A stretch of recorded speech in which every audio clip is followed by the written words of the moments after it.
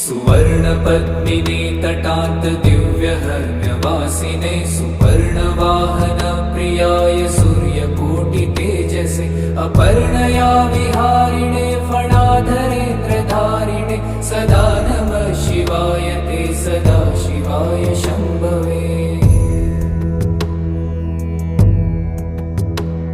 सतुङ्गभङ्ग जह्नुजा सुधांशुखण्डमौलये पतङ्ग पङ्कजासु हृत्कृपीठयोनि चक्षुषे भुजङ्गराजमण्डलाय पुण्यशालि बन्धवे सदा नमः शिवाय ते सदा शिवाय शम्भवे।